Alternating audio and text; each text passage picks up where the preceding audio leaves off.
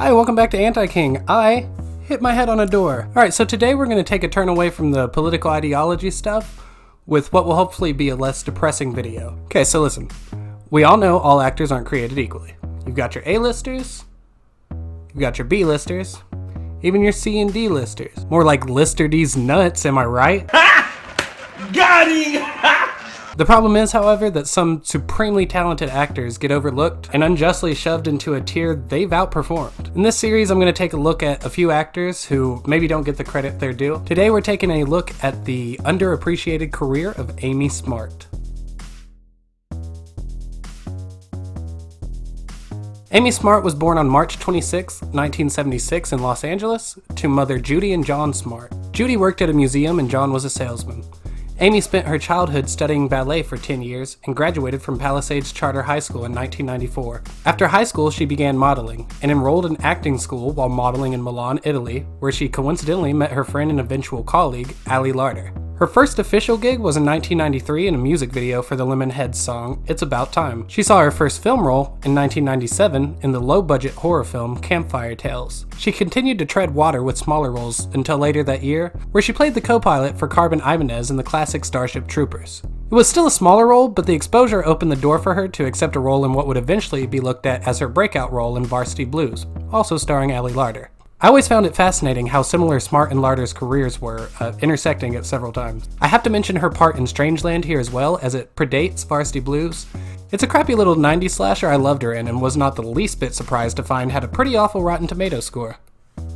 Amy was still relegated to a somewhat minor role in Varsity Blues, however, playing the main character's girlfriend and really only having a few lines. The same year, she played a similar character in the well-received film Outside Providence, but both her character and their relationship to the plot are much more fleshed out, not to mention they exist in a much better movie. It's strange to think that Varsity Blues was a launchpad for her career, considering how much better she is in this film. Outside Providence is a great fish-out-of-water film, wherein a boy from a blue-collar family from Rhode Island is thrown into the unfamiliar sophistication of higher learning at a prep school. Amy plays the silver spoon cool girl Jane, and the antithesis to the main character. It plays out as the classic movie trope, fancy girl makes dirt boy more fancy, dirt boy humbles fancy girl. That being said, the chemistry between the two is fantastic, and the give and take between the characters feels genuinely earned. It's another smaller role that Amy really played to a T. The next year, in 2000, she made her way into every teenage boy's, heart with her role in Road Trip, before following it up in 2001 with the critically acclaimed Rat Race. Soon after, in 2003, she set her sights on television with her recurring role in Scrubs. While she only played Jamie, aka Tasty Coma Wife, for 3 episodes, her time on the show was memorable and TCW remains a fan favorite to this day. The chemistry between her and Zach Braff's JD is fairly hit or miss, but overall it was a memorable role. I also think it was a clever character study into JD and how all the guilt of her dating while her husband was in a coma seemed to lie solely in him. Jamie's ready to move on. I think it's a great reflection on grief and the projections we can put on others when suffering through it. JD is struggling with his loneliness, while Jamie has already come to accept her circumstances. Amy plays the role keenly, never leaning too far in either direction throughout the story arc.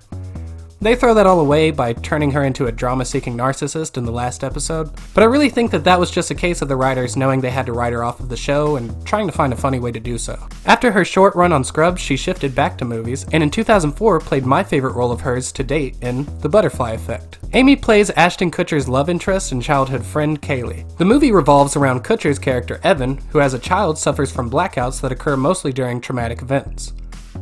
His therapist encourages him to start a journal to keep track of what's happening. The movie flashes through a myriad of painful to watch and pivotal moments in the entire crew's life before turning to him as an adult, where he discovers upon reading the journals he can be transported back into those situations and change things, which causes a ripple effect and creates alternate universes. These alternate universes give Amy a fantastic opportunity to flex her range. She plays a childhood sexual assault survivor dealing with the trauma inflicted upon her. She plays a well-to-do, spoiled sorority type.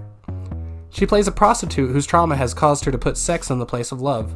She transitions with ease between the universes, playing both melancholy. What do you want me to just cry on your shoulder and tell you everything's all better now? Well, fuck you, Evan. Nothing's all better, okay? Nothing ever gets better. And cheerful with the same tact. The role is devastating, and she punches it home better than I can personally imagine any actress could in her place.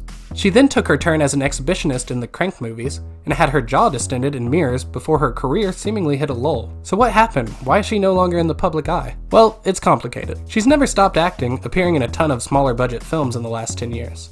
However, she stated in interviews in the late 2000s and early 2010s that she wanted to take a step back to focus on raising a family. Some of the highlights of her recent career include a turn on the series Shameless as Jasmine Hollander, her role as Jessica in The Town, and her bit role as Melissa in the 2015 thriller Hangman. Amy Smart played a plethora of outstanding supporting roles, and as much as I wish she'd gotten more cracks as a lead role, she absolutely nailed each she's been in. And besides, this series wouldn't be about underappreciated actors if they were handed the roles they truly deserved.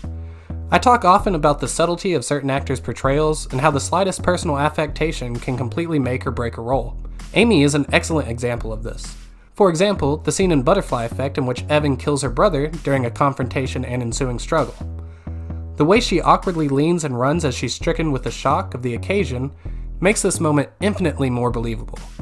It's just one example, but you can see these in virtually every role she's played, and I think it's a sign of a truly adept actor, whether that work is appreciated appropriately or not. Anyways, thanks for watching, guys. I hope you enjoyed this video. This channel in its inception was meant to be kind of just a patchwork assortment of different things I enjoy talking about, and obviously politics dominate that. But I want to start doing more apolitical videos here and there. I'm sure over mostly movies and TV series. But I mean, who knows, I'm sure I'll mix plenty of other shit in there as well. Anyways, if you haven't yet, go buy a shirt or a mask or something from my store, please. That money goes directly into improving this channel. Until next time, stay safe and wear a mask.